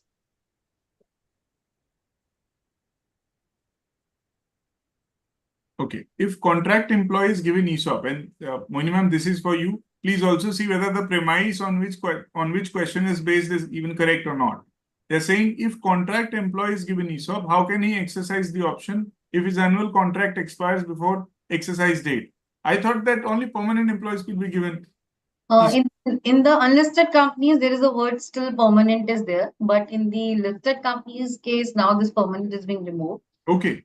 And accordingly, for the contract employee, if the ESOPs is being given, there the vesting period is there. So if the vesting period and in the contract also it's being written when if the contract expires, whatever is vested, when it can be exercised. So that's being clearly written in their grant letters in that case. So he can exercise if the vested part only if the grant letter allows so. To Somil sir, again, a question is addressed to you. When the option not exercised by the employee, any compensation received? So how can I say whether management should give the compensation or not? So probably my learned friend is confused with judgment of Flipkart in respect of the Flipkart stock scheme. So over there, the facts were very peculiar. There they had disinvested a very important section of their company, because of which the valuation had gone down. And as a one-time measure, they had done it to compensate those who had not still exercised their rights, and the right to exercise vested in them. So what the court held there was, it is the valuation which has been lowered in respect of the right to exercise. The shares have not been undervalued, and it has not been exercised. So perquisite is not applicable, since it is a right which is yet to be exercised. Against that, a payment has been made to as a compensation. That is not perquisite, that they said. But this is obviously what a company decides and what management decides. There's nothing in the act to say that if you don't exercise, then you get the compensation. Understood.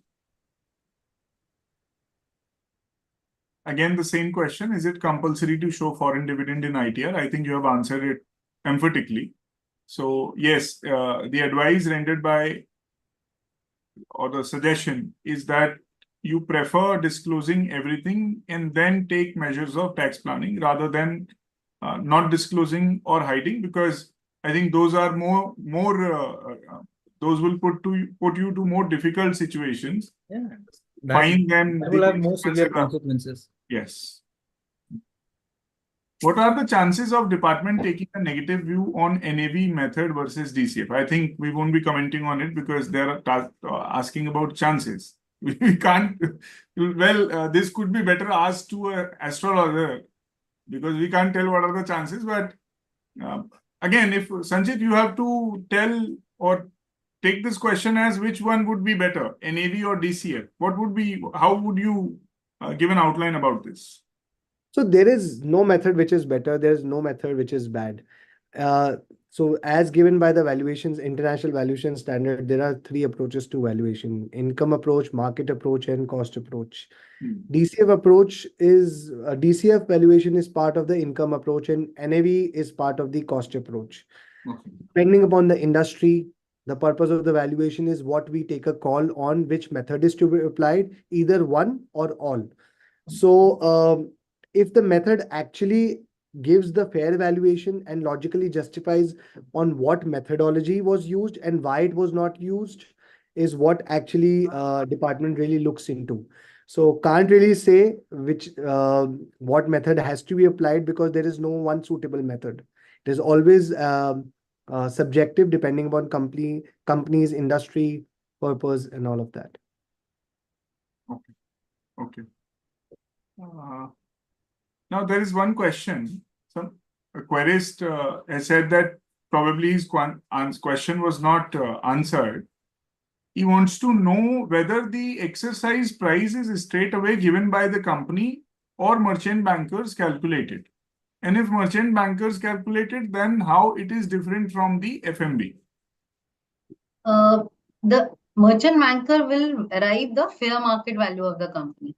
Okay. And as per the law, the company is free to decide the exercise price. What the exercise price is, which the company is giving and giving to an employee, that you can exercise at this price the options against which you will be getting shares at a future date.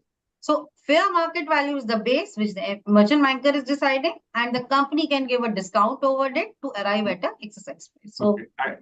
I think now it resolves your query. Moving forward, in case of a listed company, if employee exercises shares on a trading holiday, then how to arrive on FMB for calculating tax perk? I think Somil said to help us with this. He has exercised shares on a trading holiday. Mohini ma'am, you can also You can go ahead. Rule 3.8. Rule 3.8, and it says that if it's a non-trading day, then the previous trading day closing price will be taken as a FMV in that case. Okay, so Mr. Ashish Kapil, previous trading day closing price is your answer. If And you just to supplement that, Ravi, in case it is traded on, because the person seems very having multiple questions in this scenario.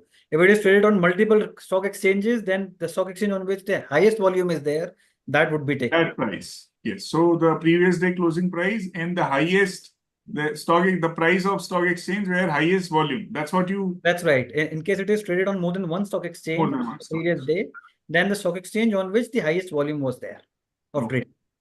Thank you. It was really helpful. For an enthusiast, Ah.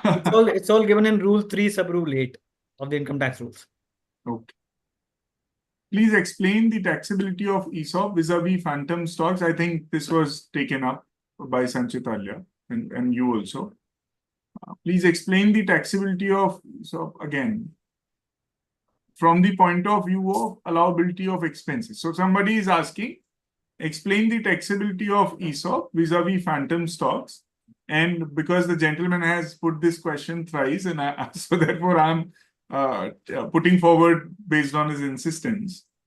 He wishes to understand difference between the taxability of ESOP as and phantom from employer's point of view, that is allowability of expenses.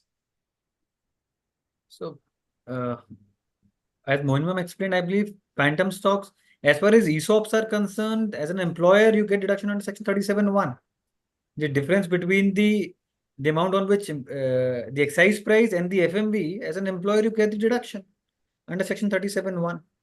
Okay. And also in the phantom case, actually the company is paying out the cash from the company's account only. So I think in that case, the authorities do not have any challenge on that you are creating that provision, because ultimately you are paying the amount from that provision itself. In fact, just to add on one more aspect, which was discussed in the decisions of the Biocon and others. So the courts held that while drawing the analogy, say company is able to raise capital from the outside and then they are able to give incentives to the employees. Then that is a direct payment to the employees. Compared with that, if a company raising capital from the employees at a lower price is also part of incentives. So that is what they drove. They drove the analogy between the concept of incentives given to the employees, and that is how they again came to the same conclusion that it is an allowable expenditure, revenue expenditure for a company as a thread of rationale given by the court in their judgment. Okay. So audience may mark that is given particular reference to judgments and the discussion there and up. I'm coming back to the set of questions, and because the time is less, we would now turn it to rapid fire mode. And so question for you, Mohini ma'am, whether the employee of a foreign subsidiary is eligible for ESOP of holding company in India? Yes, the employee, yes, answer is yes. To you, Somil sir, whether the employee who's selling the ESOP shares has to again pay tax at the time of sale? Yes, capital gain. Okay, so the Difference tax between the FMV on which you paid the perquisite and the price on which you sell the shares, that would be the capital gain. So there is no double taxation, one may fear of that. Okay. Okay. So one is perquisite, which you pay at the time of allotment or exercise. Just to explain this, say the excise price was 10, the FMV at the time of excise was 100. So 90 is what you paid as perquisite, the taxes on that. And say you sell the shares at 200, then the balance 100 to 200, that is the amount on which you pay capital gain tax. I think that that illustration sums it all, and that's really helpful. Moving on to Sanchit now. Which is the preferred method used for ESOP valuation, Sanchit? Since there are a lot of queries on valuations, what would you put across to our audiences? Which one is the preferred method for valuation? So at the time of grant, Black-Scholes for the option valuation is the most preferred methodology. But again, depending upon the scheme, how complex the scheme is, what kind of structure within the scheme is what would derive which method to be used. But Black-Scholes sums it all. in 90% of the cases of the valuation that we do. Okay, so you're saying that Black-Scholes is one such method which could be applied and yields good result, objective results. Right. Somil sir, again to you, who's liable for the perquisite tax applicable at the time of exercising ESOPs? Employee. Is the tax applicable at the time of exercising ESOPs required to be paid in the respective month of allotment, or can it be deferred and paid later? I think you'll have to unmute. You'll have to unmute. Yeah. Yes. This query also was taken up by somebody in the Q&A also, that it would be part of your annual return, annual income, and would be taxed as perquisites. One thing one must take into account is the advance tax installments. That's all. Okay. Moini ma'am, how will the taxability arise in the hands of employees of foreign subsidiary at the time of exercise? So the foreign subsidiary in the foreign also it will be treated as a perquisite, and the employees in the foreign subsidiaries, they are also paying the same as per their country. But there it will not be taxable in India. India, yes, they are not be taxable in India. Okay. Whether the ESOP cost for grant of options to the employees of subsidiary is to be booked by subsidiary or holding company. So if for the proportion of the proportion of the cost which is for the employees of the subsidiary will bear, and the left will be bear for the holding company. It depends upon the proportion of the cost allocated for the employees of the subsidiary. Then the subsidiary will be bearing that. Okay. Now, to you, Somil sir, if Mr. A is an employee of a startup registered under Startup India, can he defer his tax liability arising at the time of allotment until he sells the ESOP shares? So as we discussed in case of startups, there has been a provision provided for deferment of taxes.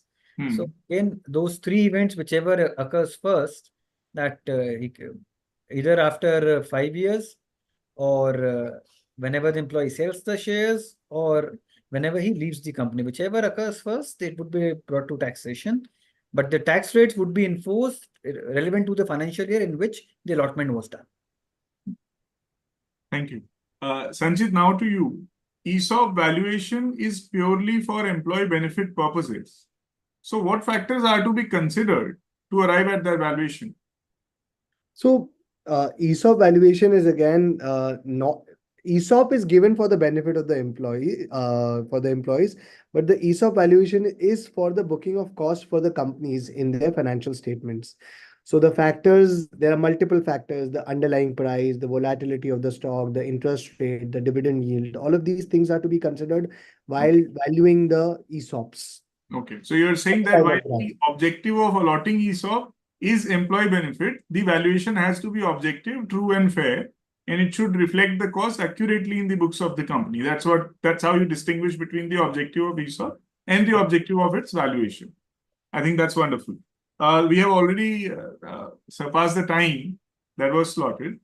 So the remaining questions and the remaining queries which we could not answer during the program, despite our best efforts, could be mailed to us, and we would be very happy to resolve those as well.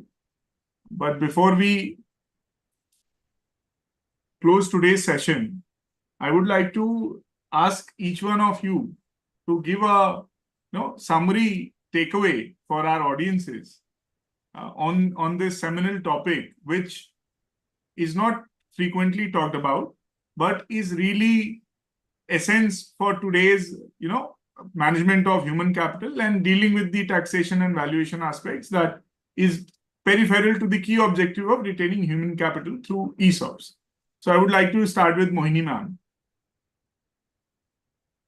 So don't forget to book the cost and the frequency, and I suggest that because it's for the employee benefit, it's a motivation for the employee.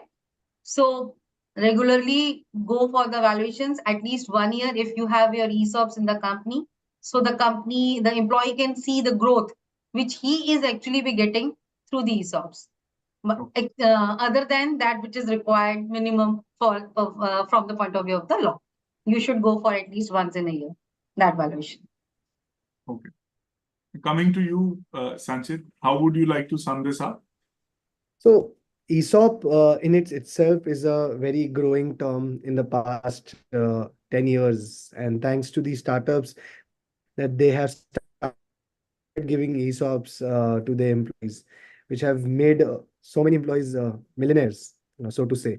But as the legal term and the financial terms are concerned, it is very important that these ESOPs that are being given to the employees should be properly accounted for.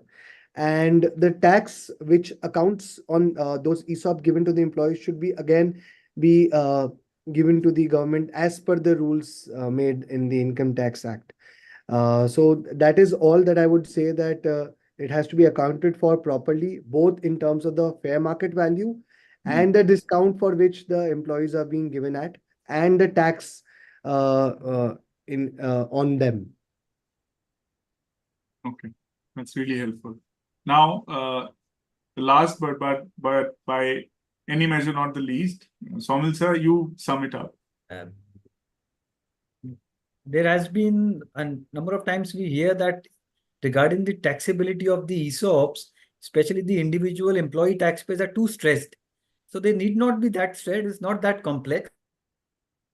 It's to take a little extra care while filing the returns in respect of disclosures and proper taxability. It is not that complex at all. And one must make sure that proper disclosures, especially the asset liability schedule and the shares, especially the foreign assets, must be properly made. And as I earlier mentioned, the procedural aspects also must be taken care of to avoid any unnecessary litigation in the matters. And as far as employers are concerned, there are series of judgments now available that the expenses are allowable, so they are pretty much safe in claiming the expenditures. Okay, thank you. So we'll wrap it up here. Before that, I would just like to tell the audiences that this was our 181st webinar with the topic Unfolding ESOP Valuation and Taxation Aspects. You heard Ms. Mohini Varshine, Mr. Sanchit Vijay, and Mr. Somil Agarwal speaking on trifecta of issues. Ms. Varshine spoke on the concept of ESOPs and the accounting aspects of it, and peripherally, she touched upon the aspects of valuation as well as taxation. Mr. Sanchit, you heard from him the critical aspects surrounding valuation, when to value, what is the objective, methods compared with each other. And then Mr. Agarwal shed light on the aspects related to taxation of the ESOPs. So we are really grateful for your patience listening to all of us, and also for bearing with pro tem arrangement that I was handling today in absence of our founder. We are also grateful for you to join us while we celebrated and commemorated the 20th work anniversary of not only an individual, but one who is a source of inspiration for all CPIs and whose knowledge and wisdom continuously drive us, Mr. Manoj Kumar, our beloved partner. And now, friends, our next webinar, our 182nd webinar, is going to be on another seminal topic, which is the buzzword of the, not only of the day, but I think from last 2-3 years, it has been buzzword and remaining on the charts, not going off, the IPO. And we are going to discuss on 26th of July, the upcoming Friday, key performance indicators and the disclosures that deal with them in the offer document, which are filed for IPOs.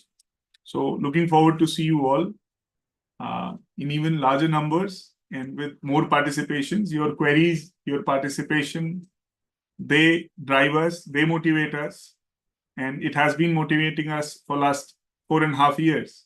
And I wish and pray that it keeps on motivating us for all the time to come. With this, I greet each and every one of you. I greet my esteemed panelists, and thank you so much.